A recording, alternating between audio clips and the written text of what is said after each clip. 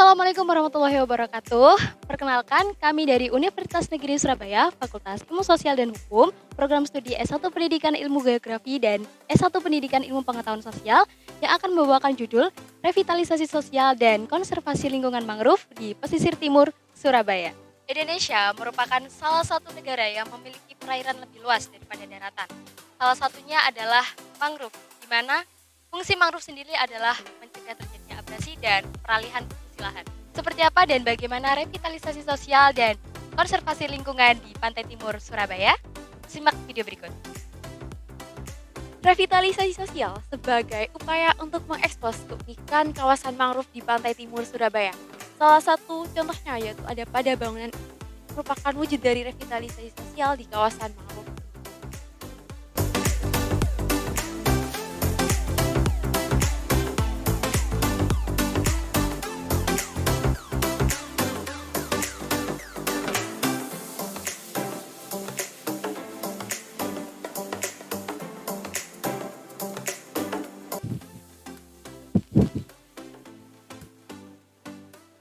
Pada kawasan pantai mangrove ini dahulunya merupakan salah satu wahana yang diminati oleh para remaja untuk jogging track.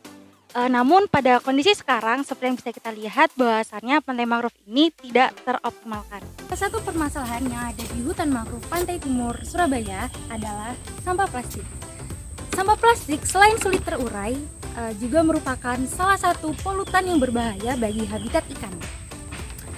Sampah ini berasal dari masyarakat Surabaya yang terbawa oleh gelombang pasang dan terkumpul di muara sungai. Seperti yang bisa kita lihat pada lokasi ini.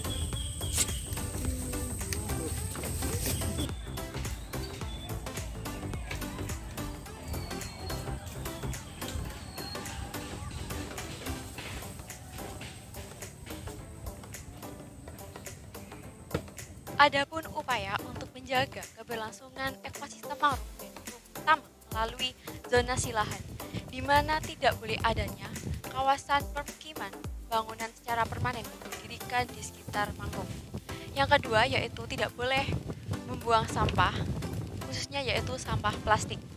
Yang ketiga yaitu melakukan reboisasi, penanaman kembali dari hutan mangrove. Jadi untuk mengakses aplikasi dari menu kita harus terlebih dahulu menuju di info lokasi, kemudian kita kembali dan kita wahana, dan juga ada konsep main. Di sini ada tema 1, tema 2 dan juga tema 3.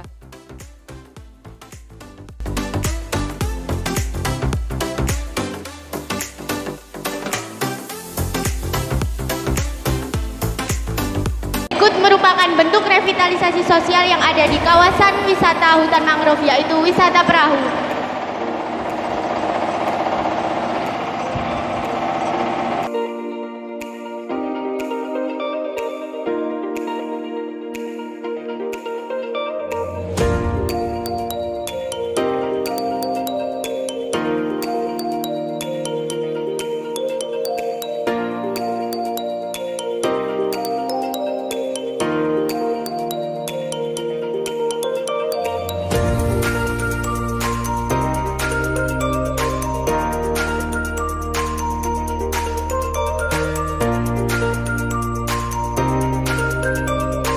Oke, baik. Di sini saya sedang bersama pengunjung hutan mangrove. Baik, Bu. Kalau boleh tahu namanya siapa? Ibu Dian. Namanya siapa?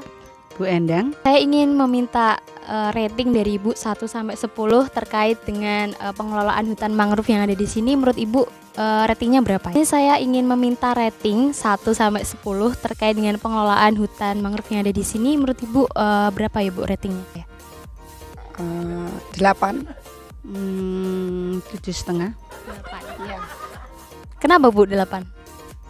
Pengelolaannya sudah bagus, cuman masih ada sedikit sampah-sampah yang menumpuk. Terus kayak kayu-kayunya ini sudah banyak yang agak lapuk atau retak gitu, Mbak. Kenapa, Bu, alasannya? Banyak yang memang harus dicat ulang, misalnya seperti itu ya, Mbak. Dulu bagus, tapi kan sekarang catnya sudah pudar ya. Mungkin perawatan perlu, jadi terus jembatan itu memang banyak yang lapuk, jadi kita jalan takut-takut, apalagi kurus seperti saya. Baik, terima kasih Ibu. Maaf mengganggu waktunya. Baik, terima kasih. Baik, di sini saya sedang bersama dengan narasumber kita yang akan memberikan penjelasan terkait dengan konservasi hutan mangrove dan juga revitalisasi dari kawasan mangrove. Terima kasih Mbak Diva. Terkait dengan revitalisasi mangrove, ini kalau kita lihat zonasi mangrove itu ada 3 kawasan. Satu ada di kawasan inti, kemudian kawasan transisi dan kawasan penyangga. Nah, kalau kita lihat tadi dari dermaga, 15 menit dari dermaga ke pos pantau ini adalah kawasan inti, di mana memang tidak boleh ada aktivitas permanen, terutama pada bangunan pemukiman gitu ya, karena untuk menjaga keberlangsungan kawasan mangrove. Nah, kalau kita lihat nanti di belakang dari kawasan inti ini ada beberapa perumahan yang itu memang mengganggu kondisi ekosistem mangrove gitu ya. Ya. Baik Bapak, terkait dengan pengelolaan kawasan mangrove sendiri menurut Bapak apakah sudah cukup atau ada yang perlu dikembangkan lagi atau diperbaiki lagi? Kawasan mangrove memang untuk kawasan alami yang sudah ada di Undang-Undang Pelestarian Lingkungan itu memang harus dikembangkan secara buatan maupun secara alami. Nah, ketika pemerintah itu harus turun tangan hadir di kawasan mangrove ini melalui Dinas Pertamanan atau Dinas Pertanian, ini sebagai wujud hadir pemerintah untuk mengembangkan kawasan di mangrove. Kalau pengelolaan pariwisatanya ini saya kira sudah cukup memadai, namun ada beberapa wahana-wahana yang perlu ditambah seperti adanya jogging track yang lebih panjang, terus kemudian ada sarana untuk selfie yang instagramable ya, karena hanya lihat beberapa spotnya kurang instagramable seperti itu. Baik Bapak, selanjutnya ini terkait dengan kepedulian masyarakatnya. Nah, bagaimana supaya masyarakat ini tertarik untuk menjaga dan juga turut serta berperan dalam melakukan konservasi dan juga revitalisasi kawasan mangrove Bapak? Kita semuanya wajib untuk menjaga kelestarian mangrove dengan yang disampaikan oleh mahasiswa-mahasiswa tadi, tidak membuang sampah plastik, kemudian ikut serta menanam mangrove, itu sebagai wujud kepedulian kita untuk menjaga keberlangsungan ekosistem mangrove, di mana nanti akan mempengaruhi masyarakat pesisir gitu ya. Baik, mungkin sudah cukup dari narasumber kita pada hari ini. Saya ucapkan terima kasih.